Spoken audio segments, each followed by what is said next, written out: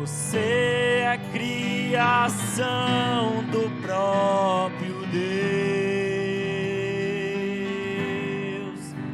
e sob grande inspiração Ele te fez, a obra-prima do amor do Salvador.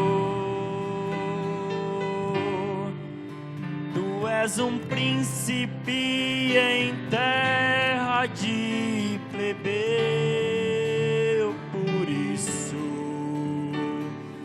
não há só mal pra te vencer. Não há abismo que te façam desistir.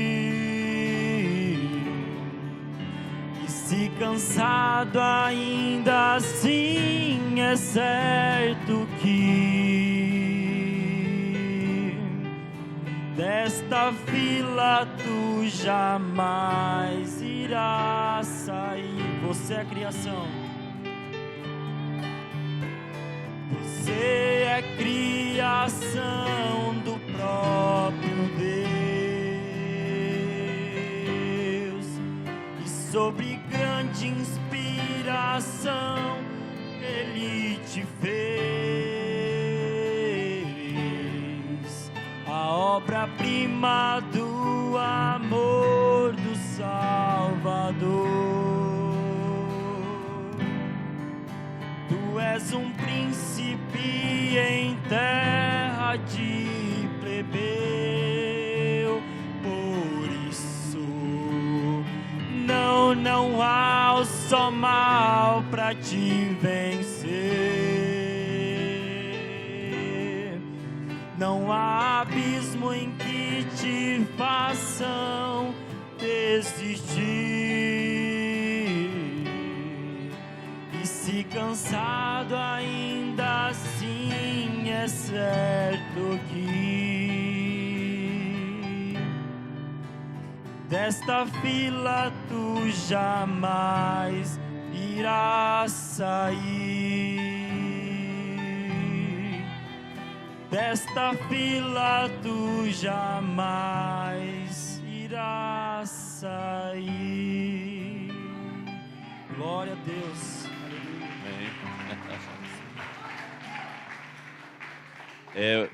Esse hino tem a ver com aquela visão que teve o profeta sobre que a noiva ia passar pela segunda vez.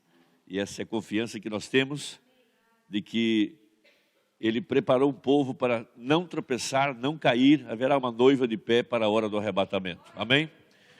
O nosso texto está em 1 Crônicas, capítulo 13. Eu li ele no domingo, mas não preguei sobre ele.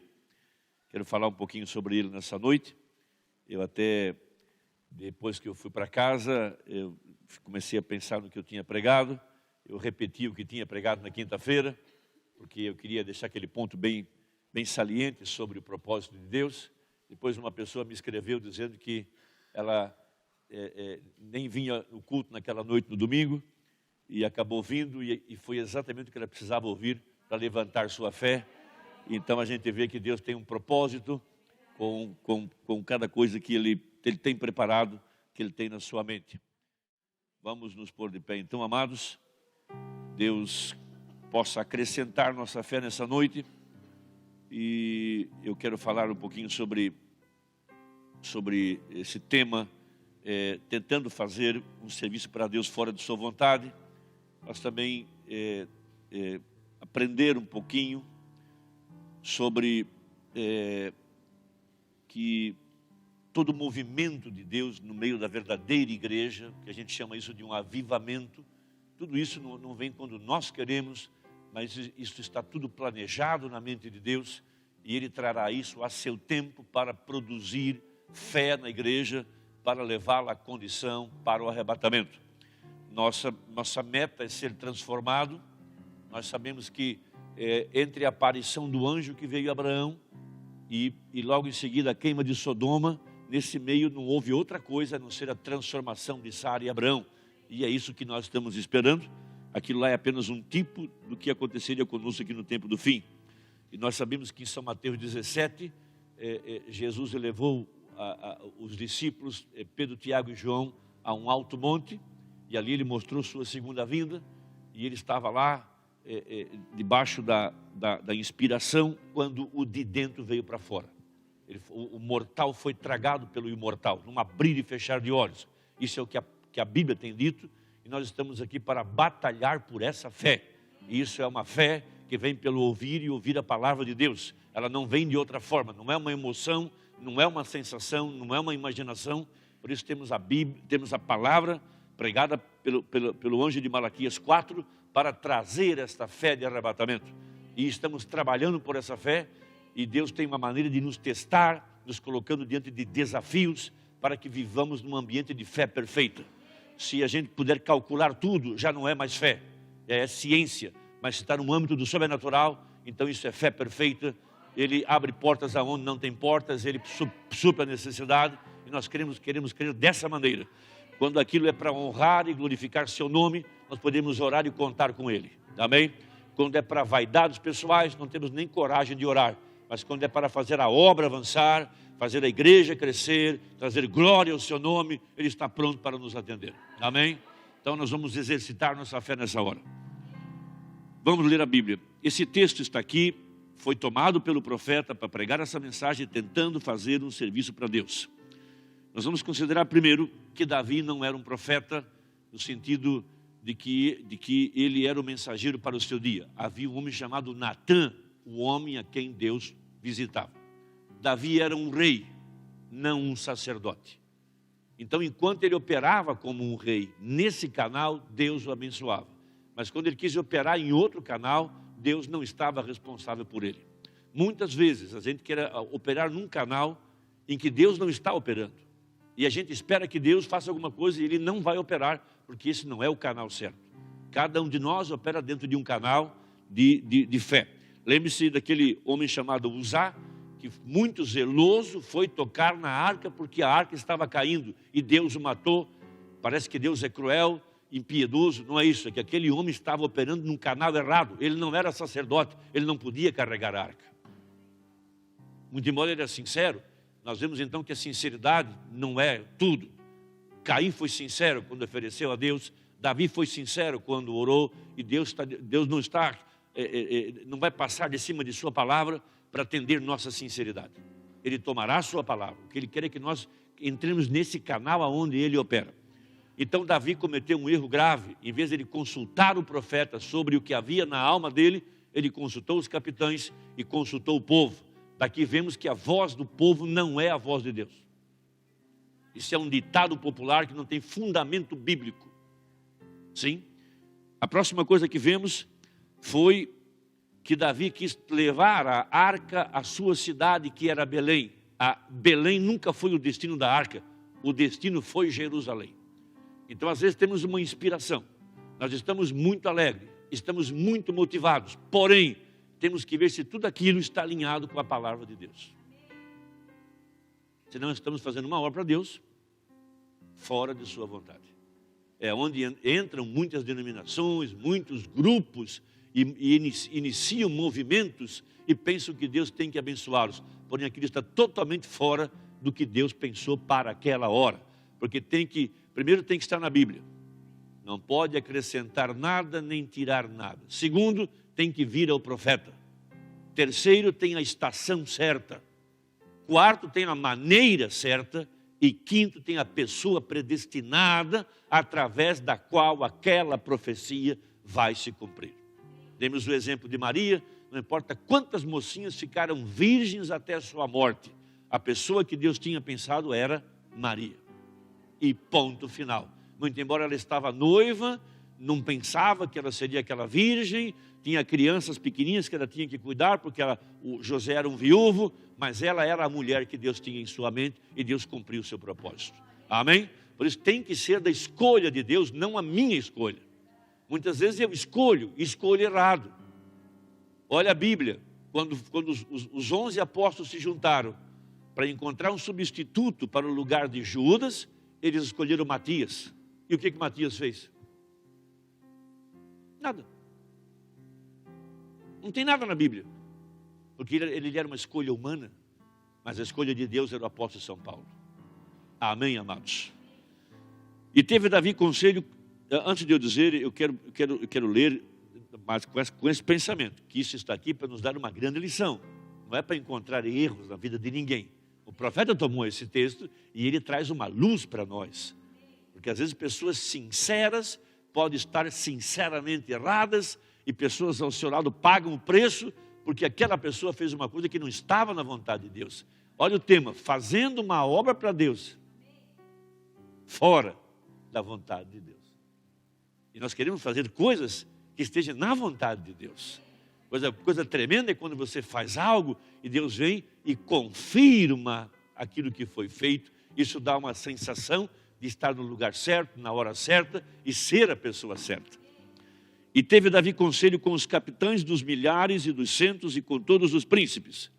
E disse Davi a toda a congregação de Israel: se bem vos parece e que vem do Senhor nosso Deus, enviemos depressa mensageiros a todos os nossos outros irmãos em todas as terras de Israel, e aos sacerdotes e aos levitas com eles nas cidades e em seus arrabaldes, para que se ajuntem conosco, e tornemos a trazer para nós a arca do nosso Deus, porque não a buscamos nos dias de Saul. Eu vou ler só até aqui para vocês sentarem, já estão muito tempo de pé. Amado Senhor Jesus, queremos aprender algo nessa noite, queremos estruturar nossa fé, queremos colocar nossos pés sobre a rocha, e queremos realmente ser pessoas maduras, ser mestres, não mais meninos inconstantes, levados por todo vento de doutrina e por entusiasmo e por motivação e por coisas humanas. Queremos realmente entrar nesse canal precioso que é a palavra predestinada e viver do assim diz o Senhor, viver num ambiente de fé perfeita e de amor perfeito, aonde Deus está controlando tudo, aonde Deus está guiando, aonde Deus está suprindo cada necessidade, aonde Deus está vindicando e confirmando que aquele sacrifício foi aceito. Pedimos que o Senhor nos ajude nessa noite a crer no impossível. Disse o profeta: somente crer tudo é possível, somente crer tudo é possível. Pai, estamos aqui para viver de fé. Há muitos anos estamos ouvindo a mensagem, estamos vivendo, queremos viver do sobrenatural e não do natural, viver de fé perfeita, não do arrazoamento, não do intelecto, não da razão, mas viver de fé, sabendo que Deus supre cada necessidade, Deus é aquele que nos dirige, Deus é aquele que supre as necessidades, tudo o que Deus quer é que nós marchemos, diga ao povo que marche. Oh Deus, ajuda-nos nessa noite, pois te pedimos, em nome de Jesus, amém e amém. Assentai-vos, amados, muito obrigado.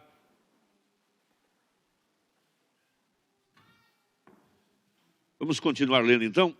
Então disse toda a congregação que assim se fizesse, porque esse negócio pareceu reto aos olhos de todo o povo. Então veja que ele estava se aconselhando com líderes, generais, capitães e também todo o povo, para ver se aquele movimento, então, estava realmente de acordo com o que as pessoas pensavam. Veja, o que ele queria fazer era trazer um avivamento para o meio da igreja, trazendo a arca de volta. Nenhum avivamento acontecerá se não estiver na mente de Deus. E tem a estação para aquilo, tem que vir primeiro ao profeta, o profeta capta aquilo, o profeta prega aquilo e Deus unge o povo com aquela luz. Mas Davi não era o homem para receber essa revelação.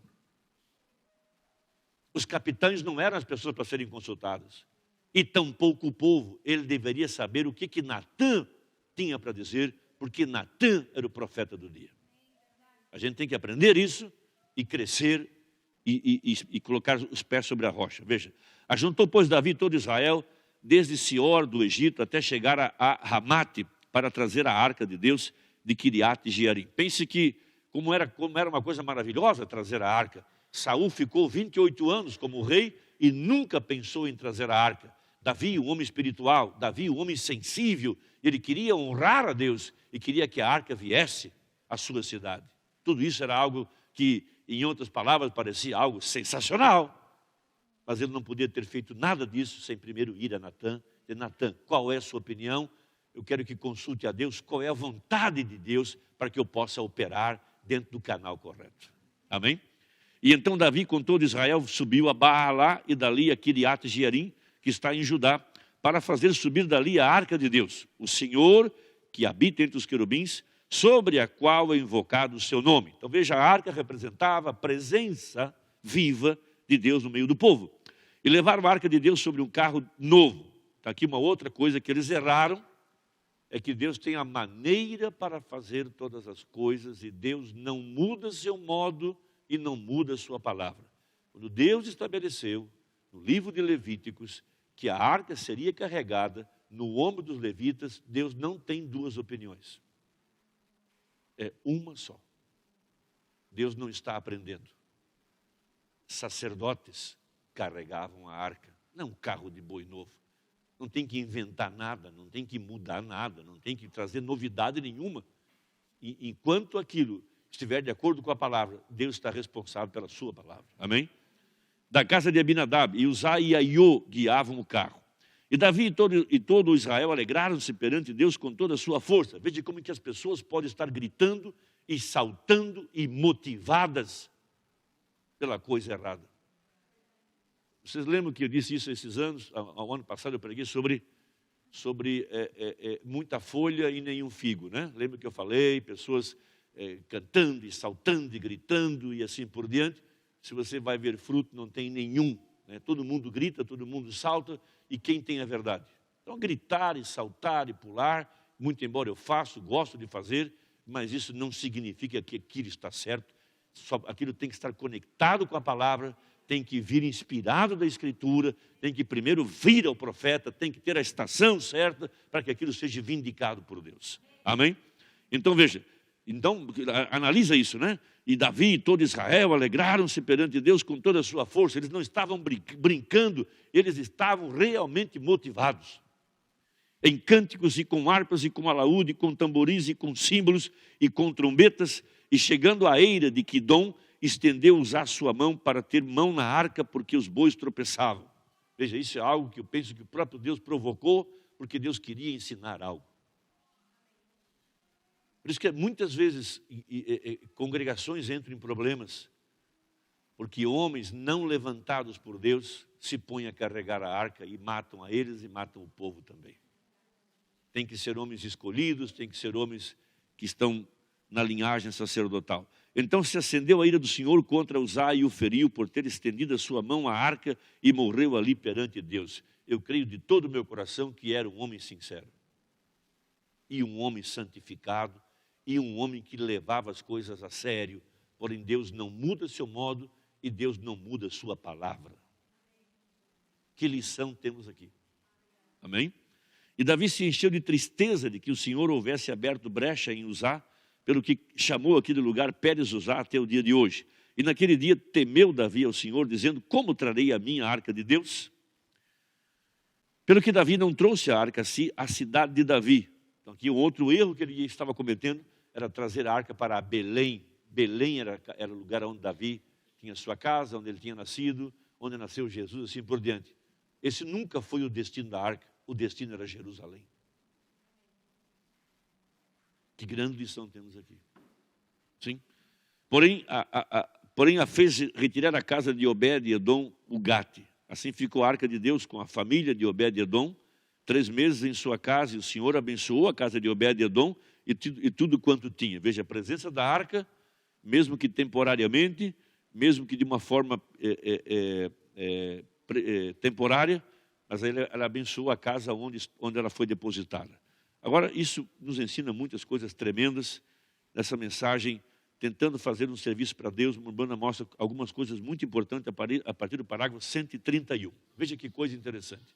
É aqui aonde entra esse ensinamento de que quando a gente entende a mensagem para o dia que nós estamos vivendo, a estação que estamos vivendo, quando você compreende isso, tudo demais perde o valor. De que adianta hoje esses movimentos religiosos e pessoas saltando e pulando sem a mensagem do profeta? Sem entender a era da noiva, sem entender o mistério dos 7 trovões, sem entender a era e a hora e a mensagem. De que adianta? Saltar, pular, gritar, ficar a noite toda chorando e não chegando a lugar nenhum. porque tem que estar de acordo com a palavra, na estação certa, tem que vir a um profeta, tem a maneira certa e assim por diante. Veja, ele somente revela a sua palavra no predestinado. Agora, quando eu uso a palavra predestinar, agora é uma palavra ruim para se usar em público, especialmente quando temos multidões mistas entre arminianos e calvinistas. Eu tenho pedido para vocês não pensarem que eu sei tudo, mas ambos estão errados conforme a Escritura. Graça é o que Deus fez por mim, obras é o que eu faço por Ele. Estão vendo? Um povo crê que se é salvo pela graça, então pode fazer qualquer coisa que não tem problema. Estão errados. Só porque sou salvo pela graça, não vou pecar vou pecar por causa disso? É claro que não. Mas também eu não sou salvo porque eu pratico boas obras. Graça é o que Ele fez por mim, obras é o que eu faço em gratidão a Ele. Sim? Então veja, graça é o que Deus fez por mim, obras é o que eu faço para Ele. Estão vendo? Então vocês acertaram. Se você sai por qualquer dos galhos, você sem dúvida se encontrará na extremidade do galho e não poderá retornar. O livro de Efésios coloca isso em harmonia, eu penso. O irmão Branham amava muito esse livro por conta de profundas doutrinas que ele tinha, especialmente o mistério da predestinação. Especialmente. Quando a gente pode entender e crer nisso, que nossa vida é totalmente predestinada, e que o eleito vem ao mundo para cumprir um propósito que está na mente de Deus. E o que Deus pensou vai acontecer. O que Deus não pensou não vai acontecer. É claro que lá fora eles fazem tudo o que querem. Porém o eleito, ele é guiado, ele é predestinado. Nós estamos sendo levados a uma condição de prisioneiros de Jesus Cristo por amor a Jesus Cristo. Veja, José, um tipo de Cristo, tornou-se um prisioneiro. Paulo, um tipo de Cristo, tornou-se um prisioneiro. William Branham, um tipo de Cristo, tornou-se um prisioneiro. Isso é tremendo, sim? Agora veja, porém a palavra, quando eu a uso predestinado, essa é a única palavra que sei como fazer, é a presciência de Deus. Veja, que Ele sabia, Ele morreu para que todos pudessem ser salvos. Ele morreu, porém, sua presciência. Ele sabia quem seria e quem não seria, está vendo? Isso é o que Ele sabe. Eu não sei isso, e você não sabe isso. Deste modo, nós operamos nossa própria salvação com temor e tremor. Agora, porém, Deus tem sua palavra estabelecida e tem todas as eras. Um dos grandes segredos da Bíblia é Apocalipse 1, 2 e 3, entender que Deus estabeleceu tudo em 7 eras. Foram 7 igrejas, foram 7 períodos históricos e proféticos até chegar à era da Laodiceia e até chegar à era da noiva hoje. Entendeu isso? Nossa, compreendeu grande parte da Bíblia. Que a Bíblia não é uma coisa que foi funcionando de qualquer jeito. Ela foi profetizada, planejada, e por isso o profeta pôde pegar o que estava na Bíblia, comparar com a história e encontrar o período em que aquilo aconteceu. Isso foi tremendo. Como tem 7 dias na semana, Deus teve 7 igrejas. Como a lua tem 4 fases de 7 dias, tudo está baseado nisso. E hoje nós sabemos aonde nós estamos, qual é o dia, qual é a mensagem, aonde nós estamos posicionados. Sim? Então Deus estabeleceu isso. Isso é tremendo. Veja, sua presciência fez com que Ele estabelecesse na igreja e no povo certas coisas que Ele fez desde o princípio. Como que William Branham chegou a ser o mensageiro para a era da Laodiceia? Porque ele foi o homem que estava na mente de Deus. Ele veio ao mundo para preencher requisitos que estavam na palavra e que diziam como ele seria, que tipo de ministério, o que ele operaria. É dessa forma, veja. E então o evangelho tem sido pregado a essa era e é somente revelado a um determinado povo. Então lá está o mensageiro para aquela era. Ao redor dele haverão pessoas predestinadas para aquela era que crerão na mensagem do mensageiro. Essas pessoas vêm ao mundo predestinadas para receber a mensagem que aquele mensageiro pregou. Ponto final. Isso vem de acordo com a civilização que vem do Oriente para o Ocidente. Onde começou o Evangelho? Lá na Judéia. Quais foram os primeiros crentes? os judeus. Logo veio para Samaria, Atos capítulo 8. Logo veio aos gentios. Logo veio na Alemanha com Lutero. Logo foi à Inglaterra com João Wesley. Está vindo pela Europa. Uma posição geográfica. Deus pôs os eleitos lá. E lá estava a mensagem, de acordo com o sol, de acordo com a civilização. Logo vem para a Inglaterra, lá estava João Wesley. Desce lá os eleitos. Cruza o oceano, vem para a América, com os pentecostais. Está caminhando lá para a costa oeste, onde apareceu a luz do entardecer. Essa é a Bíblia. Então Deus tem tudo planejado, a região em que as pessoas vão aparecer, o tipo de pessoa que vai estar lá para receber a mensagem, porque isso é predestinação. Isso é extraordinário. Deus não faz as coisas de qualquer jeito, para que o propósito de Deus, segundo a eleição, ficasse firme. Se o propósito falha, então Deus também falha. Como Deus não falha, seu propósito também não falha. Por isso ele prega: como fui com Moisés, assim serei contigo. Moisés falhou, mas Deus não mudou seu propósito. Por isso até Abraão, o pacto era condicional. Os homens estavam sempre falhando porque era condicional. Faz isso e você morre. Não faz isso e você fica salvo. Porém, quando chega Abraão, ele muda o pacto e agora é um pacto incondicional. Abençoando te abençoarei e multiplicando te multiplicarei. Não há condição.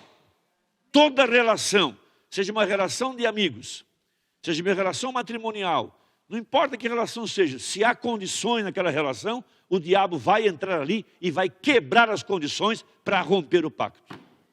Por isso, nenhum casamento sobrevive de exigências.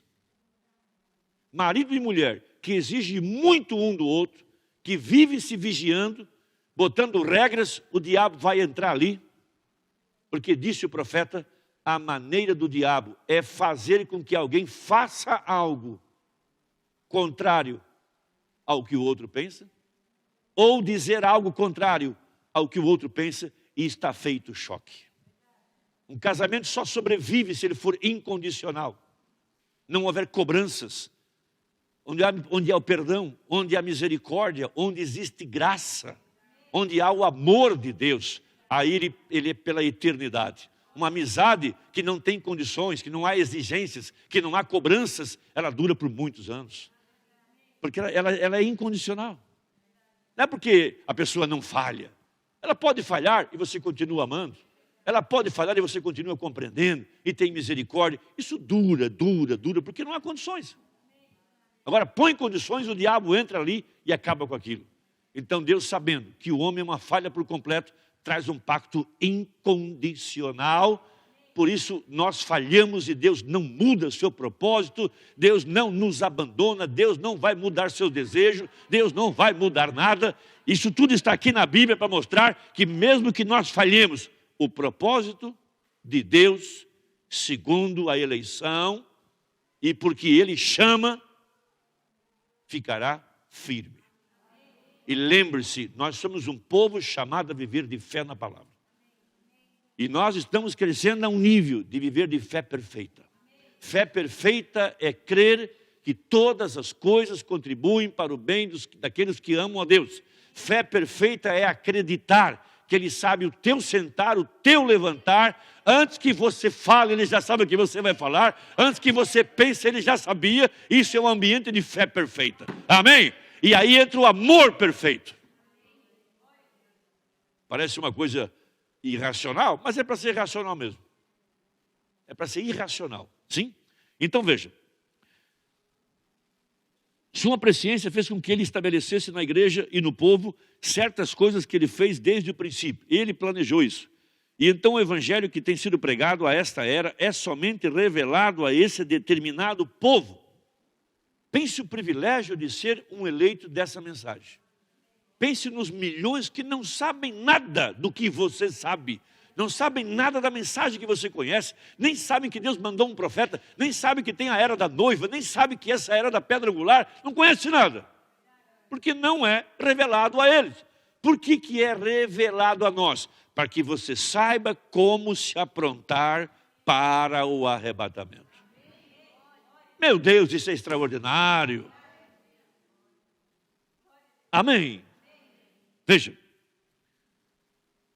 a esse determinado povo, os demais não veem. Está vendo? Graças te dou, ó Pai, que ocultasse essas coisas dos sábios entendidos e as revelasse aos pequeninos, aos quais aprenderiam. Veja, isso é predestinação. Não que ele tenha feito isso por meio de, como diz assim, eu vou escolher você e não escolher você. Não, por sua presciência, ele soube o que você faria.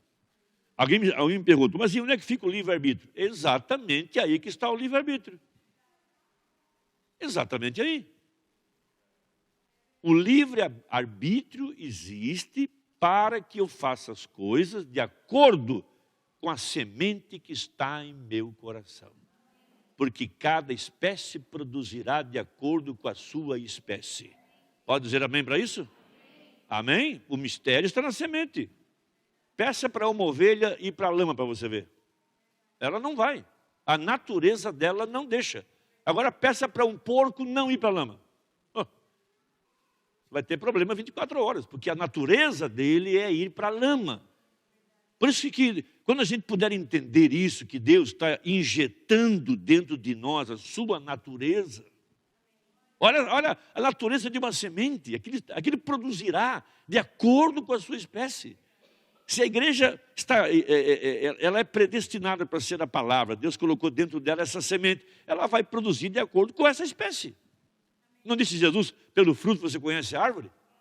Essa aqui é verdade. Amém isso aí? Eu como filho de Deus, que tem o Espírito Santo, qual é o desejo de um filho de Deus? Do que ele se alimenta? Do que ele gosta? Para onde ele quer ir? Qual é o chamado em seu coração? Para onde ele pende? Por isso que Noé solta um corvo. O corvo nunca mais volta. Ele encontrou festa. Era só corpo de jogador de futebol, artista de novela, mulheres sensuais boiando na água. Solta uma pomba, ela não encontra lugar para pousar seus pés. Ela volta para a arca. Porque a natureza, olha a sabedoria de Noé. O corvo viveu de coisa podre. A pomba não vive de coisa podre. Ela não se alimenta de carne putrefada. Então, que sabedoria tremenda. Só o Espírito de Deus para inspirá-lo. Amém? Então veja. E por ele ser infinito, você crê que ele é infinito? Se não é, ele não pode ser Deus. Se ele não é infinito, ele não é Deus. E se ele é infinito, nós podemos confiar nele. A gente canta, né? Solta o cabo da nave. É muito fácil cantar, mas quero ver praticar. Porque uma coisa é ter fé em Deus, a outra coisa é confiar em Deus. Para mim tem diferença. É igual aquele malabarista que estava cruzando as cataratas do Niágara. Lá embaixo, aquelas águas borbulhando, aquele som de água. E ele atravessava o Niágara de um lado para o outro, em cima de um cabo de aço, empurrando um carrinho de mão. E todo mundo batia palma, e todo mundo achava esplêndido. De repente ele se volta e fala para as pessoas, então quem tem coragem de sentar aqui no carrinho de mão? E deixar que eu leve até no outro lado. Não apareceu um candidato, porque no fundo não confiava. Porque se confiava, teria entrado no carrinho de mão, disse, eu aceito. Iria e voltava com o candidato. Mas por que ninguém foi? Porque no fundo é muito bom assistir, né? Mas entrar para dentro é outra coisa. É outra coisa. Por isso nós somos supostos a não viver do amanhã que não chegou, mas a viver desse momento agora. Amém. Amanhã talvez não chegue, mas se chegar, Deus também tem o controle daquele dia. Eu vou crer nisso. Eu quero viver ali. Amém? Glória a Deus. Podemos dizer amém?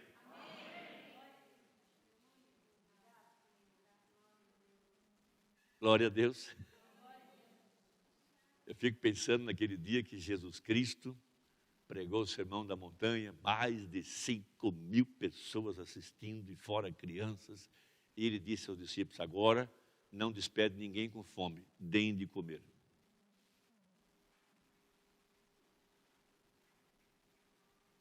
Jesus não deixava as pessoas ir embora depois do culto sem comer. Quantos creem que é verdade? Eu estou desafiando o Carlos e o Pedro. Os dois vieram com uma conta desse tamanho para mim. Falaram, não, Jesus não deixava o povo embora. Deus vai nos dar graça, haverá multiplicação de peixe, multiplicação de pães. Ele perde o cabelo. Ele pensa que eu planejo e não converso com ele. Não faz mal, nós vamos ter que fazer um desafio. Bem, nós temos necessidade para a festa, não temos um dinheiro no caixa, mas Deus vai nos sustentar. Imagine, lá em casa cada dia levanta mais o cabelo. Vinha 10, já está em 15. É almoço quinta e sexta e segunda e terça e tudo mais, mas Deus vai suprir. Porque isso é algo espiritual. Buscai ao Senhor em primeiro lugar, todas as coisas serão acrescentadas e nós queremos ver sinais, milagres no meio do caminho. Amém, amados? Veja, agora olha a Bíblia. Se Ele é infinito, você crê que Ele é infinito? Se não é, Ele não pode ser Deus. Então pense, sendo infinito, Ele conhecia cada pulga que alguma vez estaria na terra e quantas vezes aquelas pulgas piscariam os olhos, quanto sebo havia em cada pulga, cada folha de grama, onde ela pousaria, isto é infinito. Crê você nisso? Caiu um pardal morto lá fora, Deus sabe. Caiu a folha de uma árvore, Deus sabe.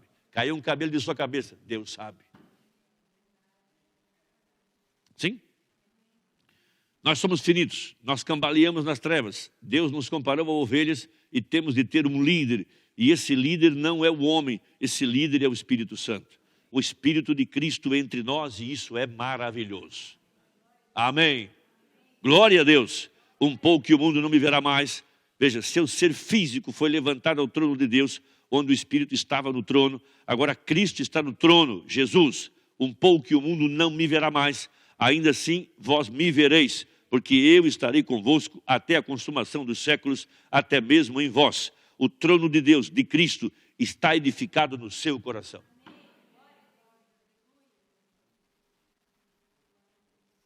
Amém. Um dia um homem quis desafiar o profeta, dizendo que havia 3 pessoas na Trindade. Porque Jesus orou ao Pai. Ó Pai, graças te dou. Ó, tem 2 então. Muito bem, perguntou o profeta. Quando você ora, onde está o Deus que você ora? Oh, está dentro de mim. Então está respondida a pergunta. O Deus que eu oro está dentro de mim. E esse é o Espírito Santo.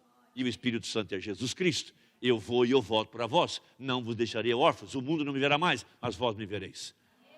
Irmão, escute com atenção. É aí onde eu quero viver. A maior força que podemos ter não é dinheiro. A maior força que podemos ter não é a igreja cheia. A maior força que podemos ter não é ter empresários. A maior força que podemos ter é o Espírito Santo. A maior força que um povo tem é o Espírito Santo. É Deus no meio daquela igreja, dirigindo aquela igreja, suprindo aquela igreja e realizando milagres através daquela igreja. E esses sinais seguirão aqueles que creem. É nessa atmosfera que devemos viver. Amém, amados? Glória a Deus por isso.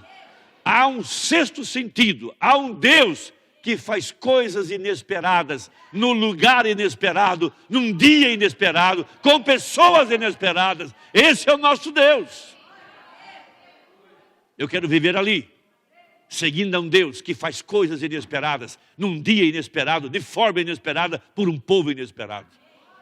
Amém, amados. Glória a Deus por isso. Espero que tenhamos fé para orar nessa noite. Glória a Deus.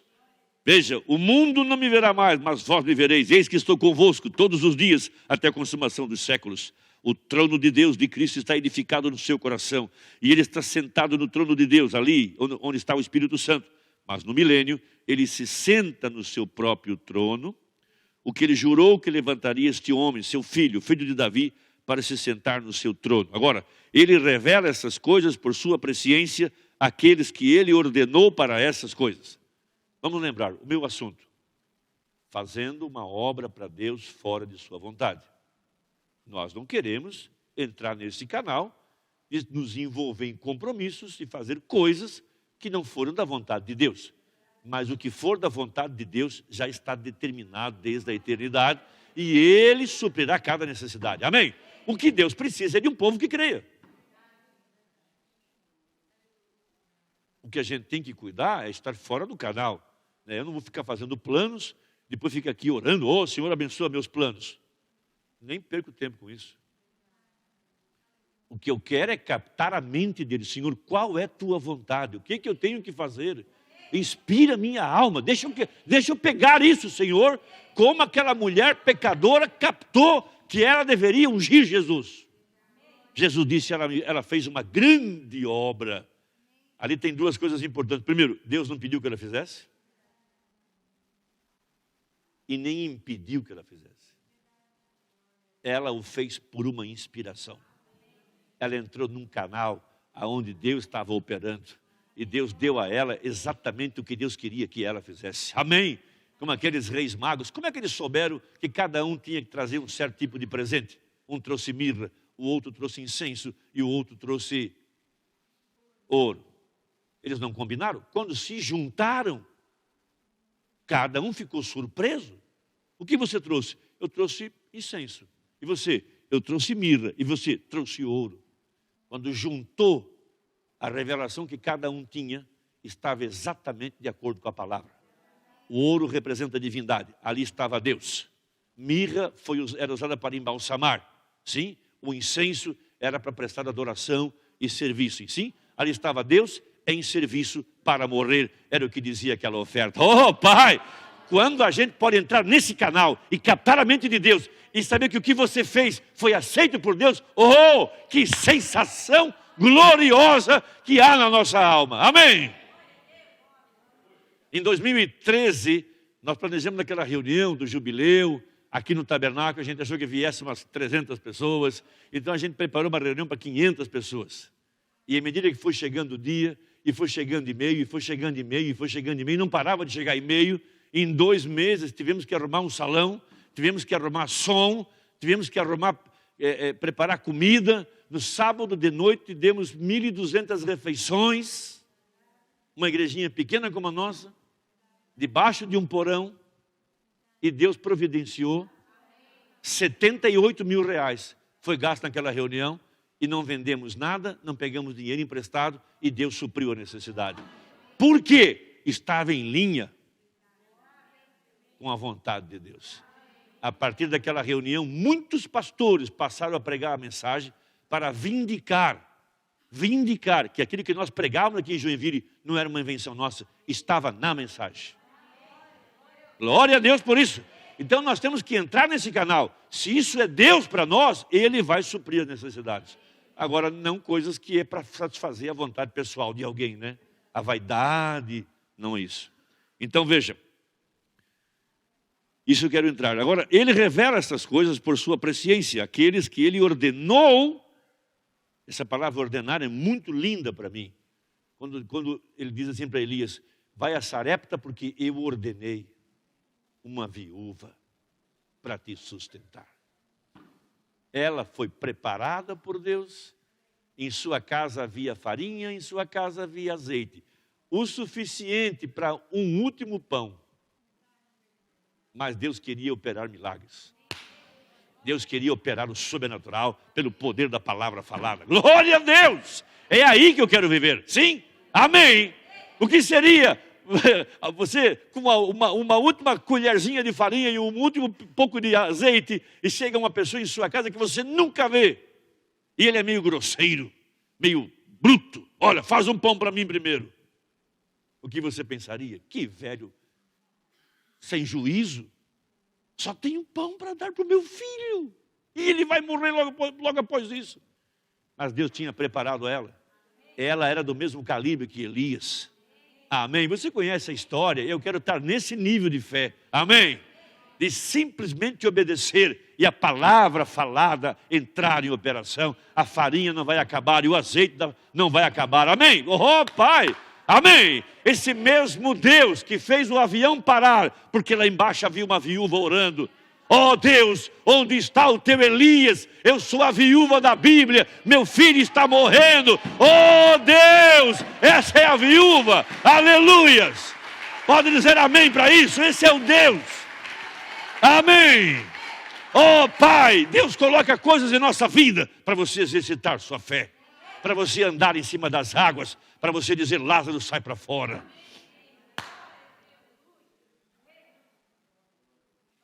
Amém. Eu gosto muito dessa história da viúva. Amém. O filho estava morrendo de uma doença social. Talvez eu não teria nem coragem de orar. Se meteu com as mulheres erradas, as casas de prostituição, e contraiu uma doença social, vamos dizer essa palavra que é mais elegante, uma doença social. Um menino de 19 anos, mais ou menos. E aquela doença estava matando ele. E ele começou a ter calafrios. E logo entrou em transe e começou a ficar escuro. Ele falou: mamãe, está ficando escuro. Mas lá havia uma mulher com fé. Lá havia uma viúva com fé. Ela sabia que havia um Deus no céu, havia algo na Bíblia, ela viu a si mesma, ela viu a si mesma refletida na palavra: Senhor, na Bíblia havia uma viúva, eu sou essa viúva, onde está o teu Elias? E o avião lá em cima roncando, de repente Deus manda uma tempestade, e o piloto fala: senhoras e senhores, somos obrigados a aterrissar em Mênfis, porque é uma grande tempestade, a companhia vai pagar o seu hotel. Oh Deus, amém! E lá desce aquele avião e o profeta preenche umas cartinhas, porque ele tinha que mandar um recado para sua esposa, para algumas pessoas, responder algumas cartas. Ele desce a escada para colocar a carta na caixinha do correio, ele ouve uma voz: continue andando. Oh pai, ele olha para o lado, havia um guardinha lá, quem sabe foi o guarda, e não foi o guarda. Ele fala mais baixo: Senhor, fostes tu, Senhor? É aí que eu quero viver, nessa atmosfera de fé perfeita. Oh pai! E Deus disse: continue marchando, continue andando. Sim, vire à esquerda, vire à direita. Sim, lá fora já tinha acabado o asfalto, era uma rua velha, era uma rua escura. E Deus disse: continue andando. De repente ele passa por um portão e havia uma mulher com a toalha na cabeça. Bom dia, pastor. Ele ficou assustado. Como é que você sabe que eu sou um pastor? Deus me disse que você viria. Amém! É ali aonde nós queremos viver, nessa atmosfera de fé perfeita, porque Ele se revela ao eleito, Ele se revela ao predestinado, Ele se revela àquele ao qual Ele tem sua vida predestinada. Crê você que é verdade? Preparou você essa cena? Preparou Deus essa cena? Sim, Senhor!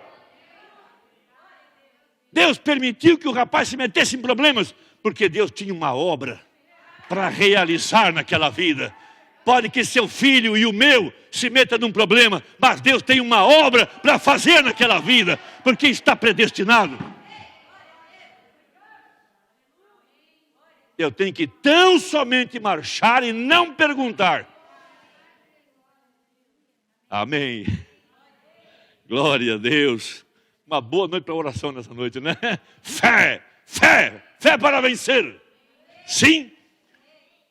Ou seja, quantos, muito bem, agora Ele revela essas coisas por sua presciência, aqueles que Ele ordenou para essas coisas, do contrário eles não veem isto, encontrando-se bem ali, olhando diretamente para isto e não conseguem vê-lo. Quantos já viram aquela pintura de uma vaca em um arbusto, para a qual se tem de olhar e olhar? Vocês já viram?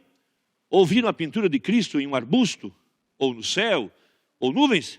Veja, esse pintor tem isso disposto de tal maneira que se tem de olhar para ela exatamente de uma certa maneira. Bem, então quando você a enxerga uma vez, já não consegue ver nada mais a não ser isto. Toda vez que você olha, ali está. Quando já viram essa pintura? Bem, certamente vocês já viram. Bem, é assim que Cristo é.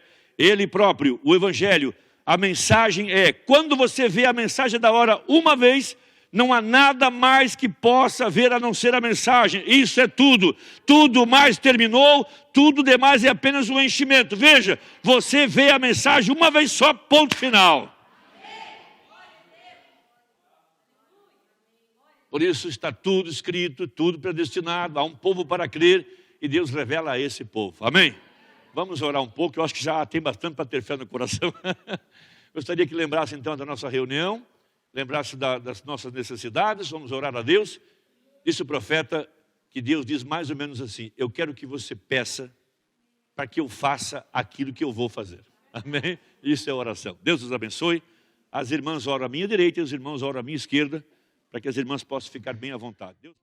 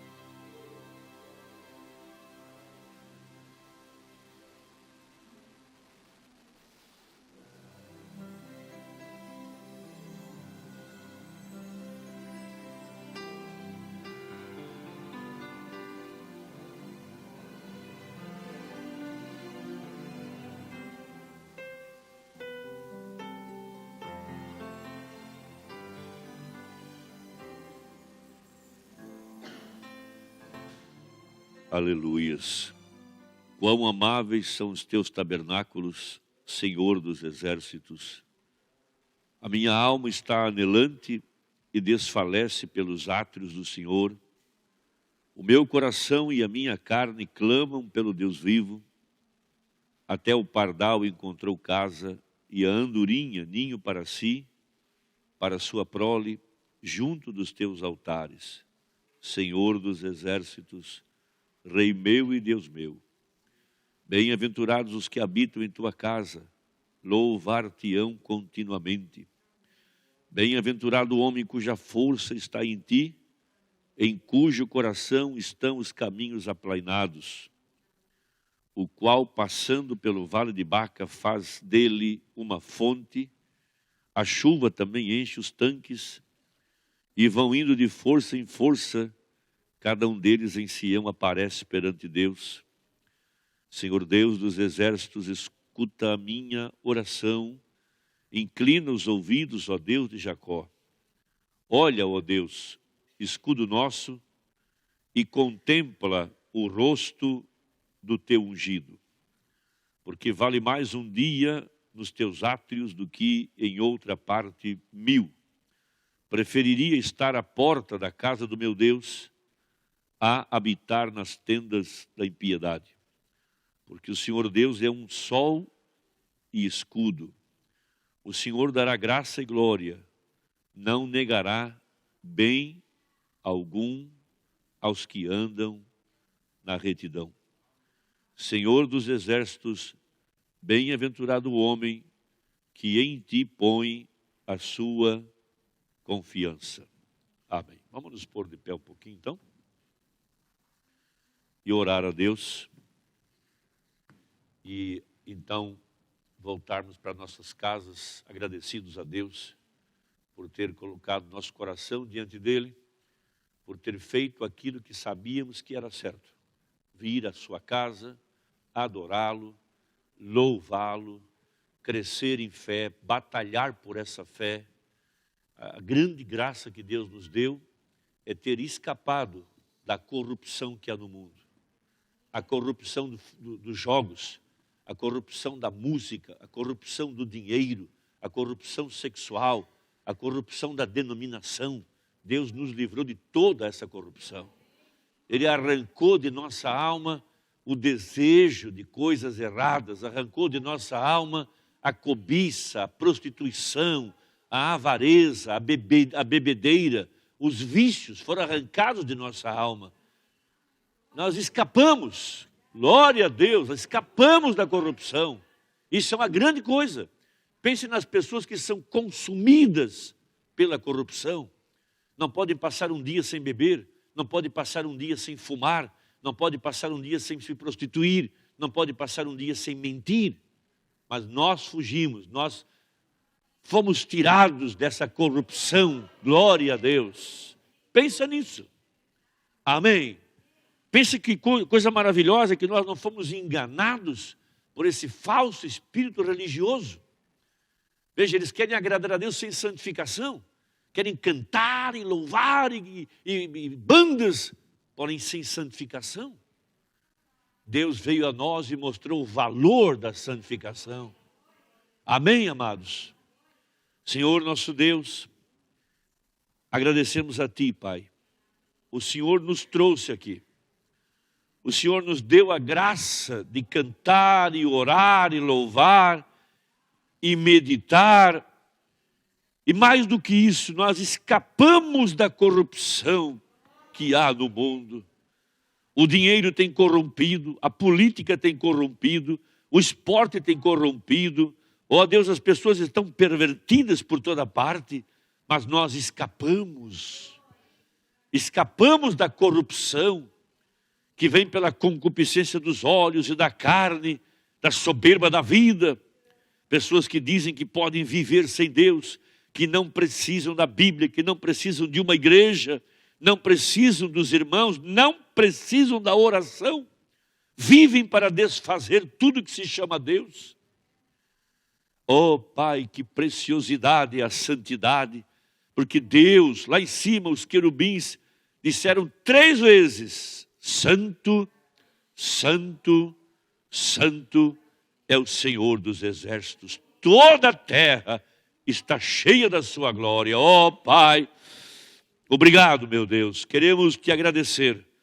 É algo maravilhoso entender a mensagem para o dia. Saber que há uma mensagem para essa hora. E Deus enviou o Espírito Santo para abrir nosso entendimento. O Espírito de Deus que está em nosso coração nos revelou a verdade dessa palavra, a verdade dessa mensagem, a verdade do dia que estamos vivendo. Essa era em que o Espírito Santo está tomando a igreja e conectando a igreja com cada promessa. Porque esse é o dia, a plenitude dos tempos, para que fossem congregados em Cristo, tanto o que está na terra quanto o que está no céu. Então Deus está conectando a igreja às promessas, conectando a igreja ao propósito, conectando a igreja ao plano predestinado. Ó Pai, não é uma obra humana, mas é uma obra do Espírito Santo. Uma igreja que não seria enganada, uma igreja que não seria enganada como Eva foi enganada, porque Deus levantou uma igreja para ser santa e irrepreensível, uma igreja que chegaria no final da jornada. O Senhor disse: eu te guardarei da hora da tentação que há de vir sobre todo o mundo. O Senhor disse que haveria uma igreja sobre a terra que não seria enganada. Passarão os céus e a terra, mas tua palavra não tem passado. Uma igreja que tem um pacto com Deus, e Deus tem um pacto com essa igreja. Mesmo que nós falhamos, o Senhor não vai nos abandonar. O Senhor não vai mudar seus desejos, não vai mudar nada, para que o propósito segundo a eleição ficasse firme. Pai, que a tua paz e a comunhão do Espírito Santo continue no meio da igreja. Continue com cada irmão e com cada irmã, Pai. E que cada um possa se lembrar do pacto incondicional. E dessa forma também não viver fazendo exigências, não fazer colocando condições. Porque se com Deus não há condições, também entre nós não pode haver condições. Entre marido e mulher não pode haver exigências. Entre a igreja não pode haver exigências. Apenas o amor fraternal, apenas o amor de Deus em nossas almas, que é derramado pelo Espírito Santo. Pai bendito, queremos colocar nossa reunião dia 17, 18 aqui na igreja, mais uma vez nas mãos de Deus. Pai, que os cantores sejam inspirados, o pregador seja inspirado, a igreja seja movida pelo Espírito Santo, que cada um possa sentir na sua alma: alegrei-me quando me disseram, vamos às reuniões. Ó Pai, que cada um possa estar com o coração aberto, com espírito voluntário, ó Pai. E Senhor, como o Senhor supriu a necessidade da igreja, naquele dia que os discípulos não tinham dinheiro, não tinham como comprar alimentos, e o Senhor pegou o lanche de uma criança e multiplicou aquele pão, de forma que todos comeram e depois sobrou. Pai, a última festa que nós fizemos, nós também estávamos apreensivos, mas Deus multiplicou. E depois tivemos que congelar comida, de tanto que houve, de tanta bênção que houve, ó Pai. Cremos que será da mesma forma mais uma vez, Pai. Porque não é para uma demonstração egoísta, mas é para confraternizar ao redor da palavra. Então colocamos tudo em tuas mãos, Pai.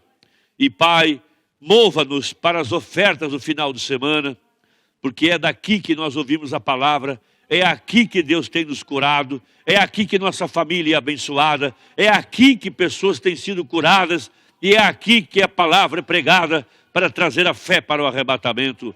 Pai, sustenta-nos com tua mão forte, ó Pai. Colocamos isso diante de Deus, porque o Senhor disse: nada tendes, porque não pedis. Pedis e dar-se-vos-á. O Senhor nos ensinou pelo profeta que oração é pedir a Deus o que Deus quer fazer. Então queremos ser mais cheios do Espírito Santo. Queremos viver nessa atmosfera de fé perfeita e de amor perfeito, Pai. Em nome de Jesus, amém. Dê a sua mão de companhia ao seu irmão. E quinta-feira estaremos juntos para trabalhar pela fé. Glória a Deus.